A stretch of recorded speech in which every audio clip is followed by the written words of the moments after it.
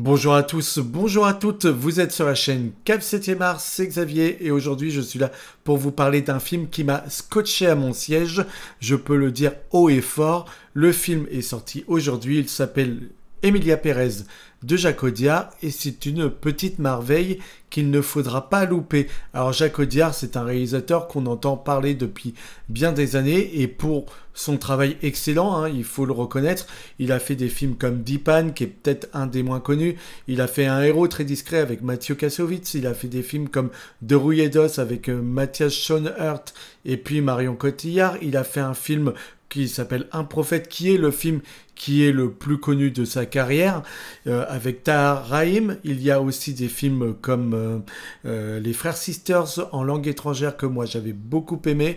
Et puis il y a un film comme Les Olympiades qui lui a été boudé avec Noémie Merlan, mais que moi j'aime profondément. Donc le cinéma de Audiard, c'est toujours un cinéma qui est de qualité pour moi et c'est toujours un réalisateur qui prend des risques avec les histoires qu'il veut raconter et qui ne fait jamais dans la facilité. Et j'aime beaucoup ça, ce qui fait que des fois ça match, des fois ça se casse la gueule. Mais en général, ça match plutôt bien et on reconnaît à chaque fois le travail qui est derrière tout simplement.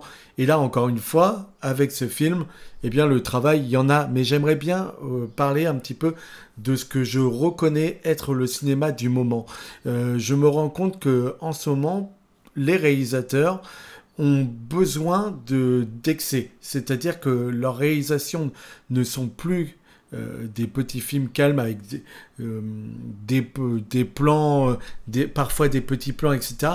On voit beaucoup de films qui sont faits dans la démesure et qui offrent un panel de choses dans leur film, quitte à faire trop. Mais j'ai l'impression que comme ils ont peur que les spectateurs ne soient plus présents en salle, eh bien, il faut en mettre plein la vue, quitte à ce que ce soit des fois vomitif, que ce soit de la bouillasse, que ça devienne indigeste, etc. C'est pas grave, il faut qu'on reconnaisse qu'on voit du cinéma, quitte à ce que le réalisateur, l'homme derrière, se perde avec des références qu'il a en tête partout et qu'on retrouve pas le cœur de son cinéma à lui. Et j'ai l'impression que c'est un petit peu ça le cinéma en ce moment. Et je le vois avec plein d'œuvres, je le vois avec par exemple ce qu'est en train de faire Gilles Lelouch avec L'amour ouf. Alors moi j'aime beaucoup son cinéma, j'avais reconnu le talent qu'il avait avec Le Grand Bain, son film précédent. Et quand on voit L'amour ouf, moi je me suis beaucoup renseigné, j'ai vu la bande-annonce, le teaser pardon, qui pète. Et j'avoue que ça a l'air sacrément incroyable, mais voilà, ça pullule d'idées et il y en a partout quoi. C'est assez incroyable. Alors, il va y avoir de l'horreur, il va y avoir du drame, il va y avoir du film policier, il va y avoir de la romance. Moi, j'attends de voir l'œuvre.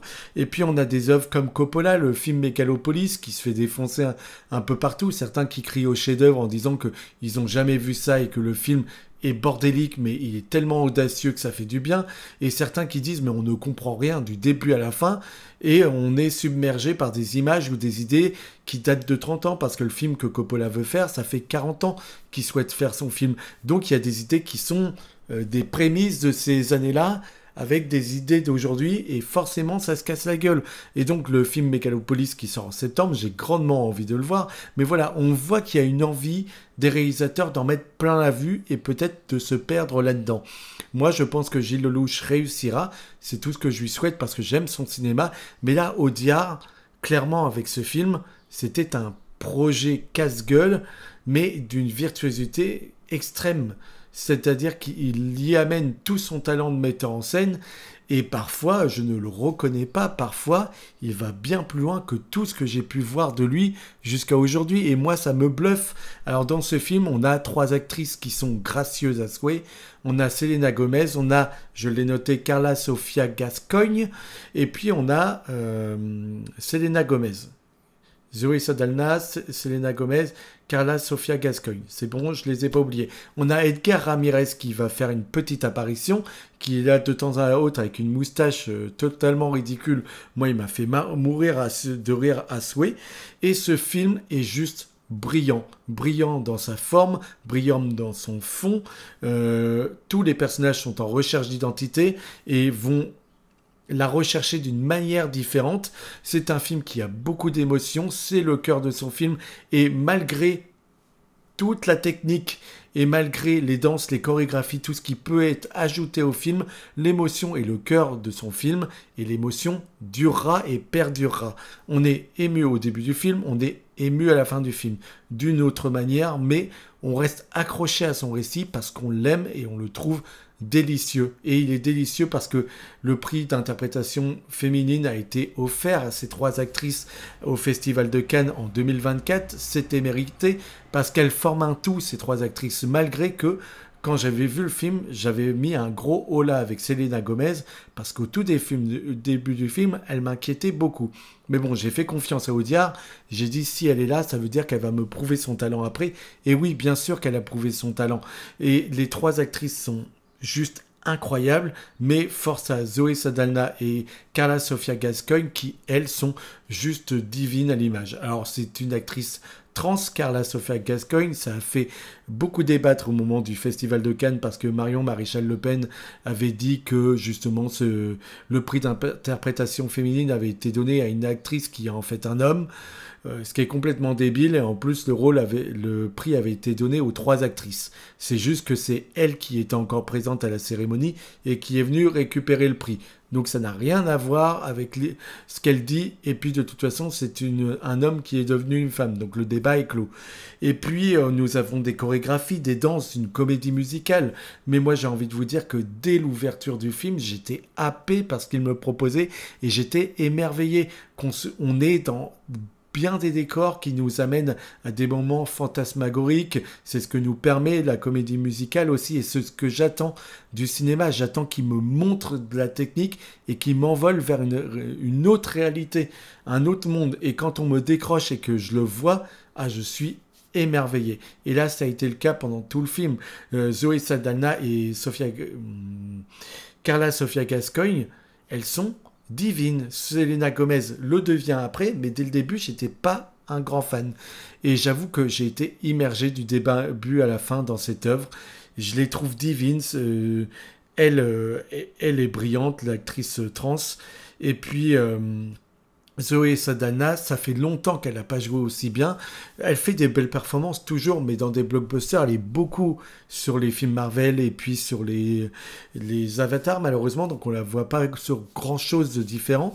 Mais déjà là, elle prouve son talent. Il y a bien des moments dans ces films où je reconnais qu'elle joue bien, mais ici, elle a avoué que Audiard lui avait permis de devenir vulnérable, d'avoir peur de ce projet, et lui a redonné confiance au cinéma, puisqu'il y avait une lassitude, elle commençait à s'habituer à ce milieu, et Audiard lui a redonné des lettres de noblesse, et elle trouve que grâce à lui, elle a repris confiance et elle a envie de refaire du cinéma comme jamais. Eh bien, c'est mérité parce que tout est magique. Les chorégraphies sont impressionnantes, somptueuses, merveilleuses. On nous met des personnages qui sont qui sont dans un milieu toujours très dur, et il va chercher la lumière chez ces personnages-là, un par un. Et on a une quête d'amour, ça c'est une quête qui est souvent présente chez Audiard, et ici on va la chercher. Encore une fois, tous les personnages le recherchent différemment, mais le film, même s'il y a une recherche d'identité sur chacun des personnages bien précisément, eh bien, on a aussi une quête d'amour qui est au cœur de ce récit et qui est magnifique. Mais chaque chorégraphie, chaque moment de comédie musicale, évidemment, ne sont pas aussi puissants les uns que les autres. Je vous dirais que l'ouverture m'a bluffé, qu'à un moment donné, on a un gala qui m'en a mis plein la vue. Peut-être la musique qui, moi, a eu le moins d'effet sur moi, c'est celle dans l'hôpital, qui était un joli moment de comédie.